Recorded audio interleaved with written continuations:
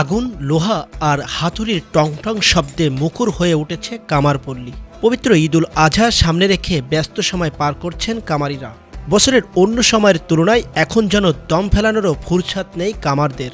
সকাল থেকেই গভীর রাত পর্যন্ত চলছে দা, ছুরি, চাপাতি তৈরির কাজ।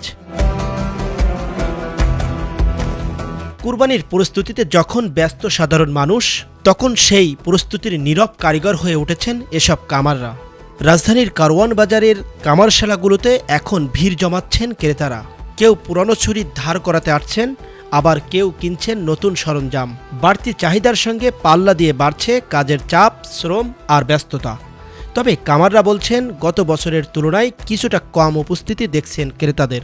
ভাই অন্যান্য সময় তো এখনো ওরকম হইতেছে না, কারণ এই বছর একবারে অবস্থা খারাপ। তারপর আমরা এখনো আগ্রহী আছি যাতে আপনার মানুষ গরু কিনবে, তারপর হলে আমাদের বেচা কেনাটা হয়তো বাড়তে পারে। সম্ভবত এইটুকু আমাদের আন্তরিকতা, আমরা এখনো এটা নিয়েই আছি।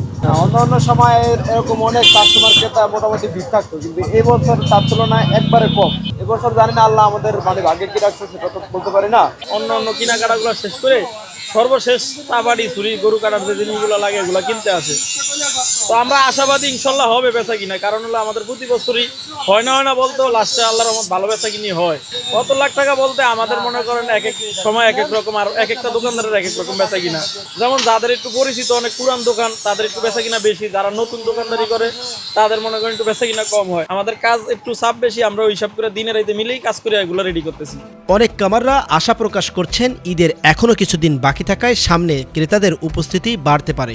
মানুষ তো এখনো বৃষ্টি, বর্ষা গেল, মানুষের চারিদিকে পানি। আশা করি আল্লাহর মধ্যে কোরবানির সামনে আরো বাকি সময় আছে, এর ভিতরে অনেক বেচা কিনা আরো হবে। তবে সবাই যার সমুদ্র আল্লাহ তার তৌফিক দিয়েছে সে কোরবানি দিবে। আর কোরবানিটা হচ্ছে আনন্দ, খুশি।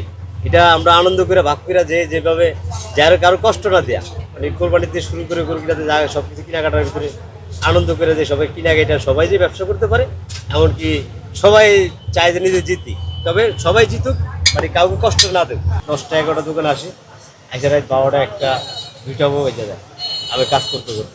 আধুনিকতার ছোঁয়ায় অনেক কিছু বদলে গেলেও ঈদকে ঘিরে কামারদের কর্মচাঞ্চল্য এখনও আগের মতোই আছে।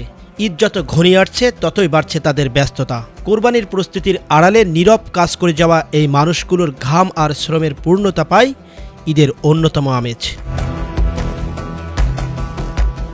সাইফুদ্দিন, এটিএন বাংলা, ঢাকা।